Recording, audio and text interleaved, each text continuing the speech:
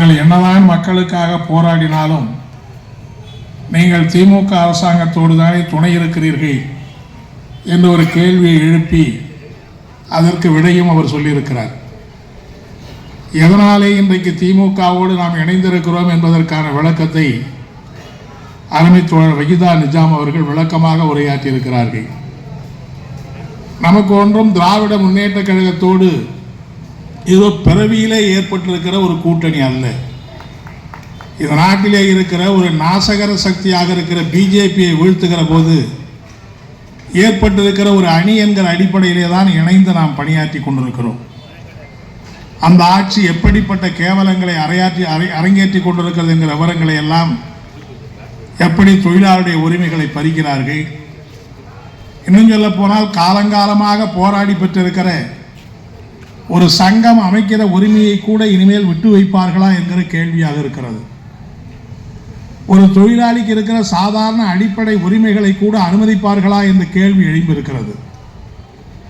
எனவே இப்படி தொழிலாளிகள் போராடி பெற்றிருக்கிற உரிமைகளை எல்லாம் கூட பறித்து ஒரு நவீன அடிமைகளாகவே இன்றைக்கு தொழிலாளிகளை மாற்றிக்கொண்டிருக்கிற நிலைமைதான் ஏற்பட்டிருக்கிறது. ஒருவேளை இன்றைக்கு பணி நிரந்தரத்தில் இருக்கிற தொழிலாளிகளுக்கு சில பாதுகாப்பு இருக்கலாமே தவிர, பெரும்பகுதியான தொழிலாளிகள் இன்றைக்கு எப்படி இருக்கிறார்கள்? இன்றைக்கு எந்த துறை எடுத்தாலும் 200 பேர் அதில் நிரந்தர தொழிலாளி என்று சொன்னால் 2000 பேர் ஒப்பந்த தொழிலாளிகள். அந்த ஒப்பந்த தொழிலாளிகளுக்கு ஏதாவது உரிமை இருக்கிறதா? அவர்களுக்கு ஏதாவது வரையறுக்கப்பட்ட சம்பளம் இருக்கிறதா? அவர்களுக்கு சங்கத்தை வைத்துக் கொண்டு பணியாற்றுவதற்கான உரிமை இருக்கிறதா என்று சொன்னால் இல்லை. எதிலே பார்த்தாலும் கல்லூரிகளிலே மிகப்பெரிய பேராசிரியர்கள் இருக்கிறார்கள். அவர்களெல்லாம் MA படித்து PhD படித்து முனைவர் பட்டங்களை எல்லாம் பெற்று அவர்கள் பணிக்கு வந்திருக்கிறார்கள். ஆனால் அங்கே பார்த்தால் அவர்களும் கூட ஒரு ஒப்பந்த தொழிலாளியாகத்தான் ஒரு மாதத்திற்கு 25,000 ரூபாய் சம்பளத்துக்கு வேலை செய்ய வேண்டியிருக்கிறது கல்லூரியில் இருக்கிற பேராசிரியர்கள். மருத்துவமனையில் MBBS படித்து MD படித்து இன்றைக்கு மருத்துவர்களாக போகிறார்கள். அவர்களும் கூட அங்கே ஒரு ஒப்பந்த தொழிலாளியாகத்தான். ஒரு MD படிக்கிற டாக்டர் ஒப்பந்த தொழிலாளியாக ஒரு நாளைக்கு 700 ரூபாய் 800 ரூபாய் சம்பளத்தில் வேலை செய்யக்கூடிய கேவலமான நிலைமை இருக்கிறது. பள்ளிக்கூடத்தில் இருக்கிற ஆசிரியர்களாக இருக்கட்டும், அல்லது மருத்துவமனையில் இருக்கிற செவிலியர்களாக இருக்கட்டும், இன்னும் சொல்ல போனால் உள்ளாட்சி அமைப்புகளை பற்றி கேள்விப்பட வேண்டிய அவசியமே, சொல்ல வேண்டிய அவசியமே இல்லை. நீங்கள் இரவு ஒரு 2 மணிக்கு சாலையிலே சென்னையிலே போனீர்கள் சொன்னால் சாலையே விரிச்சோடி கிடக்கும், போக்குவரத்து பெருசாக இருக்காது. ஆனால் இந்த சென்னை நகரம் முழுவதும் இரவு நேரத்தில் உறங்காமல் இந்த சென்னையை கூட்டி பெருக்குகிற அந்த அம்மையார்கள் வேலை செய்கிற காட்சியை உங்களாலே பார்க்க முடியும். இரவு 9 மணிக்கு வந்து காலை 5 மணி வரையிலே சென்னையிலே இருக்கிற வீதிகளை தெருக்களை எல்லாம் கூட்டி குப்பைகளை அகற்றிவிட்டு விடுவதற்கு முன்னால் விடுந்த பிறகு வீட்டுக்கு செல்லுவார்கள். அப்படி ஒப்பந்தம் அப்படி சென்னை நகரத்தையே சுத்தப்படுத்துகிற அவர்கள் எல்லாரும் ஒப்பந்த தொழிலாளிகள் தான். ஒரு நாளைக்கு 200 ரூபாய் 250 ரூபாய் 300 ரூபாய் கூட சம்பளம் கிடையாது.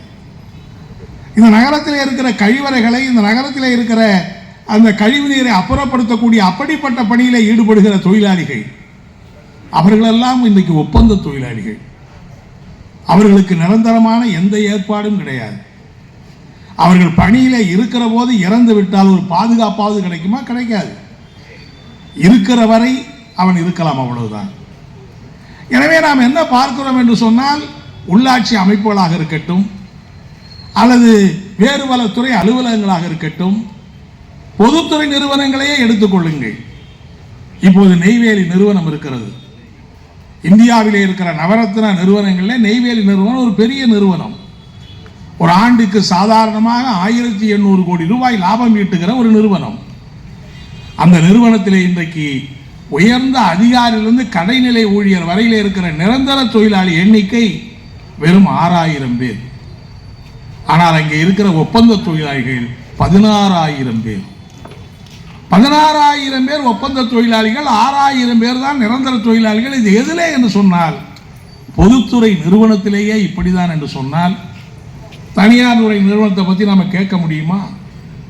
எனவே இன்றைக்கு அவர்கள் வேகமாக சில மாற்றங்களை கொண்டு வந்து விட்டார்கள். நாம் நினைத்துக் கொண்டிருக்கிறோம் ஏதோ சுமூகமாக நிலைமை இருக்கிறது என்று சொல்லி.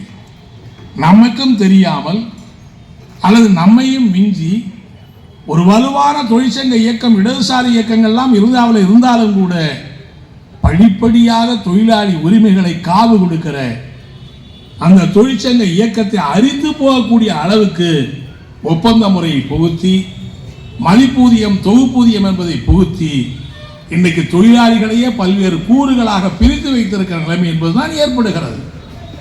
பெரிய வேதனை என்ன? ஒப்பந்த தொழிலாளி போராடுகிற போது அவருக்கு ஆதரவாக நிரந்தர தொழிலாளிகள் களத்திலே நாம் இறங்க மறுக்கிறோம். நிரந்தர தொழிலாளிகள் போராடுகிற போது அதற்கு ஆதரவாக ஒப்பந்த தொழிலாளிகள் வர மறுக்கிறார்கள். எனவே இவர்களை வைத்து அவர்களை முடமாக்குவது, அவர்களை வைத்து இவர்களை முடமாக்குவது என்கிற இந்த யுக்தியை மிகச்சரியாக கையாளுகிற ஒரு தந்திரத்தை எல்லாம் இன்றைக்கு கடைபிடித்துக் கொண்டிருக்கிறார்கள். எனவே இப்படிப்பட்ட ஒரு ஆட்சி முறைதான் இன்றைக்கு மத்தியில் இருக்கிற பாஜக ஆட்சி முறை. பாஜக கடந்த 11 ஆண்டுகளில் ஆட்சியில் என்ன சாதித்திருக்கிறார்கள்? தொழிலாளிகளுடைய அடிப்படை உரிமைகளுக்கு ஏதாவது உரிமைகள் வழங்கப்பட்டிருக்கிறதா? அவங்க சொல்றதெல்லாம் எவ்வளவு உரிமைகளை பறிக்க முடியுமோ அதை பறிப்பது, இவை எப்படி மாற்றி அமைக்க முடியுமோ அதை மாற்றி அமைப்பது. எனவே தொழிலாளிகளை ஒரு நவீன அடிமைகளாக்குகிற அப்படிப்பட்ட திட்டங்களை வேகமாக அரங்கேற்றுகிற ஒரு ஆட்சியாகத்தான் இன்றைக்கு பாஜக ஆட்சி இருந்து கொண்டிருக்கிறது.